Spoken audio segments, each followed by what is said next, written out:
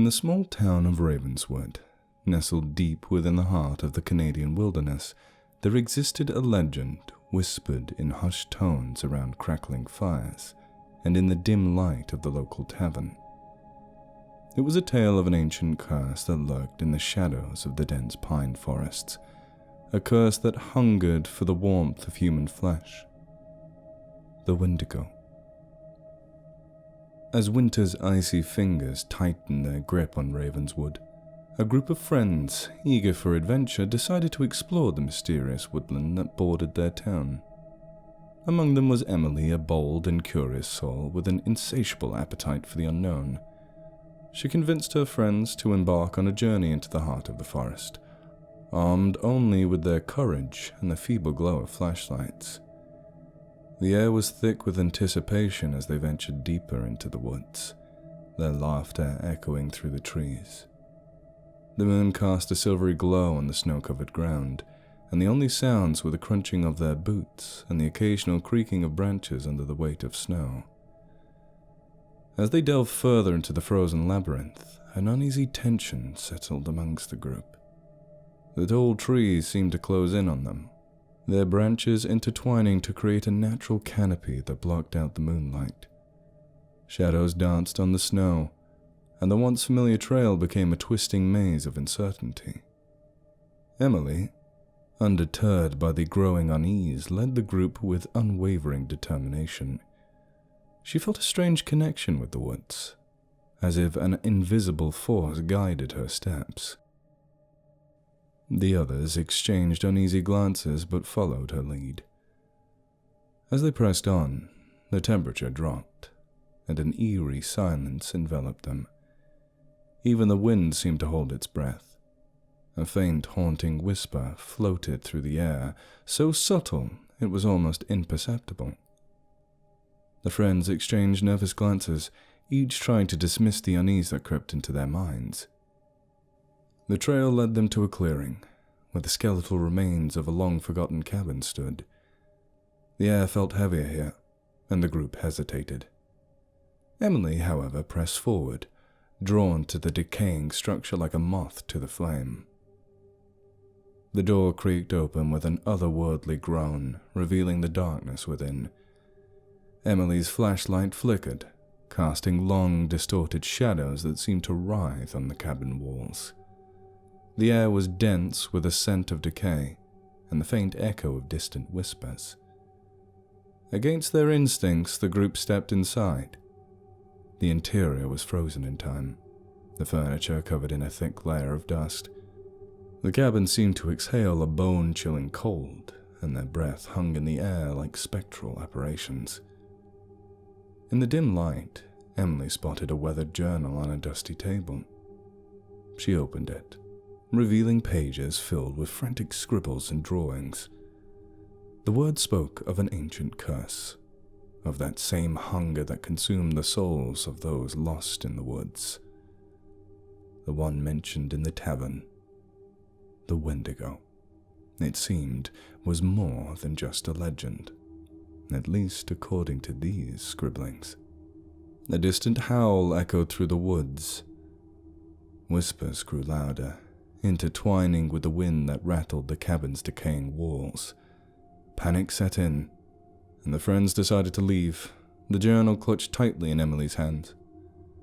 As they stepped back into the biting cold, the once familiar trail had disappeared. The forest seemed to shift and rearrange itself, leaving them disoriented and lost. The group began to argue about the best direction to take. And that's when they heard it.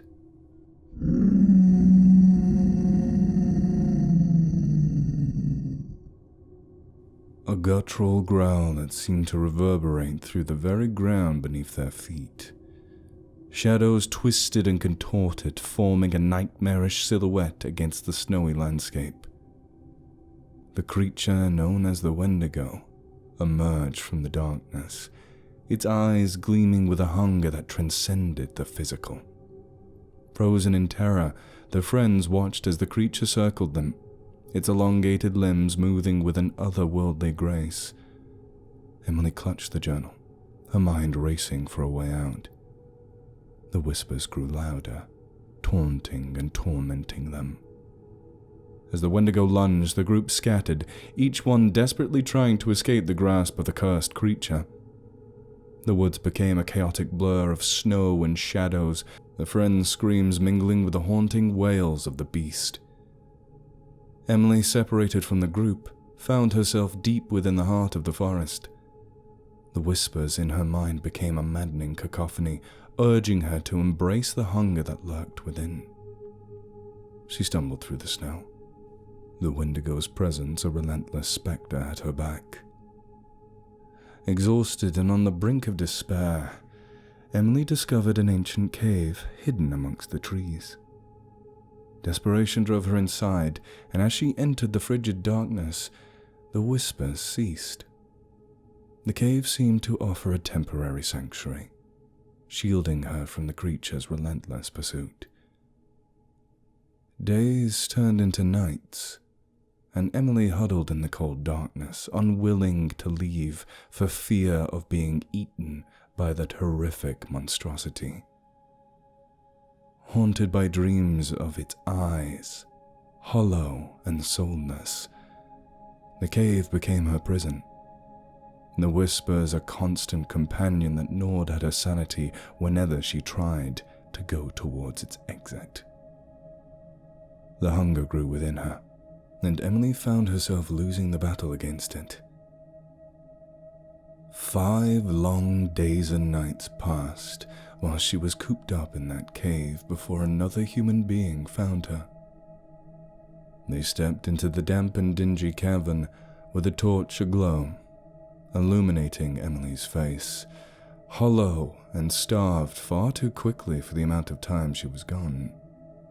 She sat there hollow-eyed, still clinging to the journal in her arms, barely even acknowledging her friend's presence as they came and sat down beside her. Bedraggled and exhausted themselves, they could barely stay awake after hours of trying to get Emily to respond, only to have her stare blankly ahead and breathe shallow breaths. As the two sat together in an eerie dark silence, the whispers and hunger that had been gnawing at Emily's mind seemed to creep from the cave's entrance into her, where it had not done before. A scent caught Emily's nose. To her, it was the sweetest scent of fresh cooked turkey, and it was coming from directly beside her. Ravenswood, unaware of the friend's fate, continued to exist in the shadow of the wendigo's curse. Whispers echoed through the woods, warning those who dared to venture too close and for too long. The legend persisted, passed down through the generations, a chilling reminder of the hunger that lurked within the heart of the Northwoods. And so the small town of Ravenswood became frozen in time, its residents living in perpetual fear of this potential threat that may or may not exist. The woods, once a place of beauty and mystery, transformed into a realm of nightmares, where the echoes of lost souls whispered in the frozen air. In the same secluded town of Ravenswood, where the chilling echoes of the wendigo's curse were always a tale to be told, another malevolent force stirred beneath the moonlit pines. The residents spoke of a different terror, one that wore the skins of both man and beast. Ravenswood, with its population barely exceeding a few hundred, had always been a place where the line between the mundane and the supernatural blurred. The townspeople, hardened by the unforgiving winters and isolated from the rest of the world, spoke in hushed tones about the ancient curses and shape-shifting entities that prowled beneath the moonlit pines. The tale of the skinwalkers had been passed down through generations, a cautionary whisper meant to deter the curious from venturing too far into the woods. The elders, weathered by time and burdened by the weight of their secrets, warned the youth of the consequences that awaited those who dared to tread on sacred ground. Amidst this atmosphere of whispered legends, Sarah, a young photographer with an insatiable curiosity, arrived in Ravenswood. Drawn by the untouched beauty of the Canadian wilderness, she sought to capture the essence of the town and its surrounding woods through her lens. As Sarah delved into the heart of Ravenswood, her camera in hand, she felt a strange energy in the air. The locals, eyeing her with a mix of curiosity and caution, spoke in cryptic phrases about the woods that stretched beyond the town's edge. Undeterred, Sarah found herself captivated by the untouched landscapes. The ancient pines standing like silent sentinels against the cold northern winds. One winter's night, as the moon hung low in the sky, Sarah ventured into the woods with her camera, determined to capture the ethereal beauty that only the moonlit wilderness could offer. The snow crunched beneath her boots, and the air held a peculiar stillness as she navigated through the maze of trees. As she explored deeper, she stumbled upon an ancient clearing bathed in silver light. The air seemed charged with an otherworldly energy, and the shadows danced beneath the ghostly glow. Unbeknownst to her, the clearing was a sacred space, a meeting ground for the elusive creatures. Curiosity drove Sarah to linger in the clearing, her camera capturing the play of moonlight on the snow-covered ground. The temperature dropped, and an unsettling breeze whispered through the pines. The air felt heavy with the weight of unseen eyes watching her every move. Suddenly the clearing came alive with movement. Shadows danced themselves from the trees, coalescing into figures that moved with unnatural ease through the wilderness. Animals, it first appeared. At first they appeared to be wolves, and some owls flying from the trees. They emerged from the darkness, but something was not right about these creatures. Whilst they moved with grace, it seemed entirely unnatural. A chill ran down Sarah's spine as she witnessed the shapeshifters in their true form. Jittering and snapping in a most unnatural way, these creatures stood on two legs, humanoid, but definitely not human. The leader, distinguishable by the majestic pelt of a great horned owl, fixed its gaze on her. The otherworldly intelligence in its eyes sent shivers through her soul. The creatures, possessing a primal connection to the natural world, moved in a silent dance around the clearing. Sarah, caught in the midst of the moonlit spectacle, felt a mixture of awe and terror. Unseen forces seemed to guide her camera, capturing images that transcended the boundaries of reality. The leader, acknowledging Sarah's presence, approached her with a slow, deliberate gait. The air crackled with an ancient power, and the moonlight cast long, distorted shadows that stretched across the snow. In a voice that echoed through the clearing, the skinwalker spoke. "Curious one, you have trespassed on sacred ground. The price must be paid."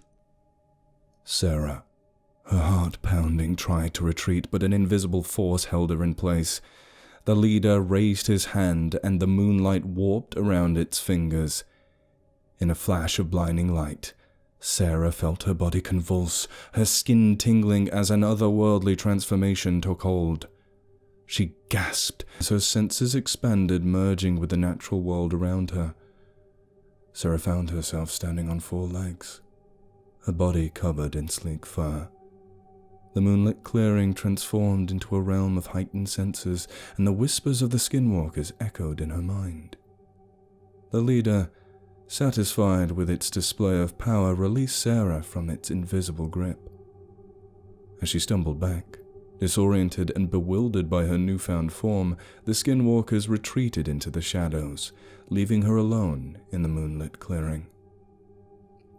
Sarah, now something unhuman herself, grappled with the duality of her vulpine existence. The town of Ravenswood, unaware of the nightly dance that unfolded beyond its borders, continued its quiet existence. Sarah, torn between her human memories and the primal instincts that now guided her, struggled to find a balance. The moonlit pines whispered tales of ancient curses, and the shadows held secrets that only the skinwalkers and those others of the night bore witness to. Ravenswood, forever haunted by the convergence of the mundane and the supernatural, remained a town where the line between reality and myth blurred beneath the watchful gaze of the moon.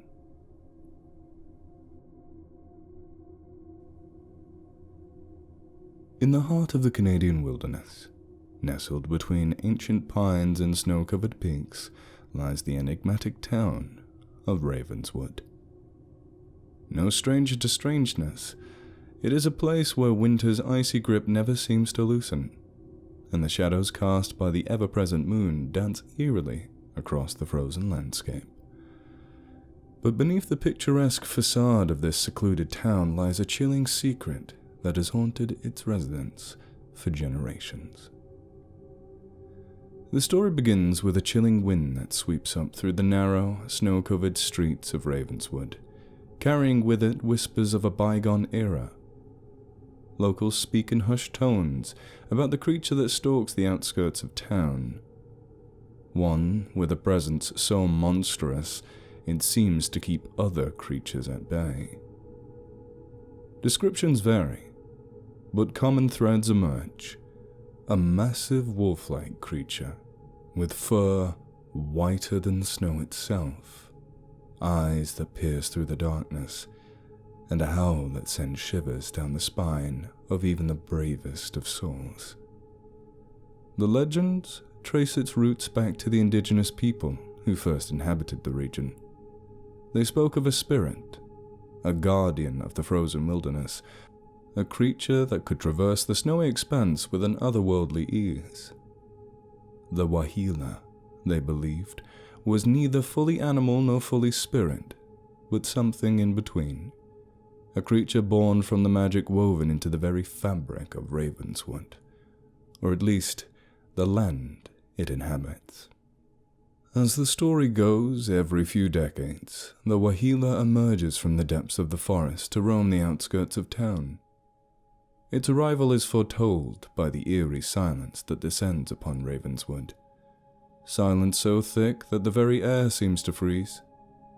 Residents lock their doors and shutter their windows, casting wary glances into the darkened woods beyond. Not a single bird calls, nor do the pines rustle in their charismatic way. One fateful winter, the town was plunged into an inexplicable darkness. Streetlights flickered and died, leaving Ravenswood in an inky blackness that seemed to consume everything. Whispers of the wahila's return spread through the town like wildfire, and an air of dread settled over the once cozy community. Residents reported strange occurrences, the sound of massive paws crunching through the snow, a haunting howl that echoed through the still night, and glimpses of glowing eyes peering from the shadows. The town became a ghostly tableau, with only the bravest daring to venture out after nightfall. As the days turned to weeks, the darkness deepened, and the legend of the wahila seemed to come to life. One by one, residents began to vanish without a trace, leaving behind only the chilling echo of their final screams. The townsfolk, gripped by fear, turned to each other for answers, but no one had seen the creature responsible for the disappearances. In a desperate attempt to break the curse that had befallen Ravenswood, a group of courageous locals formed a search party to confront the mythical beast. Armed with rifles and lanterns, they ventured into the heart of the forest, guided only by the flickering glow of the moon. The forest was silent, as if holding its breath, as the group pressed deeper into the wilderness. The shadows clung to the trees like a sinister cloak, and the air grew colder with every step. The wind whispered through the branches, carrying with it the haunting echoes of the wahila's howl. Before long, they'd seen the first of the taken. Impaled high on the branches of the pines, most of their forms frozen in fear. Limbs, heads, and other body parts seemingly torn and eaten. Whispers began to surround them, a strange noise that seemed sourceless, but heard within their mind all the same. Their torches began to die, flickering out of existence, as the heavy footfall of something large approached their small group. Or at least it seemed the group had shrunk since they had joined. 5 of the courageous men had disappeared without anyone noticing. Stepping into a sliver of moonlight and finally making itself visible to the crowd of people, the tall, gaunt form of an inhuman creature lurked over them. Standing on 2 legs, humanoid, and with a rack of antlers, this was not the wahila. In its monstrous hands it held one of the men, still alive, but paralyzed with so much fear and perhaps something else, he was unable to scream. Eyes so wide as if they were about to burst from their sockets. And then they did, as the wendigo bit down on his head, crushing it with ease and then sundering his body apart in 2 large chunks, spattering the rest of the townsfolk in his crimson blood. As the townsfolk's screams echoed into the forest air, and the wendigo began to give chase, another sound joined the cacophony of screams.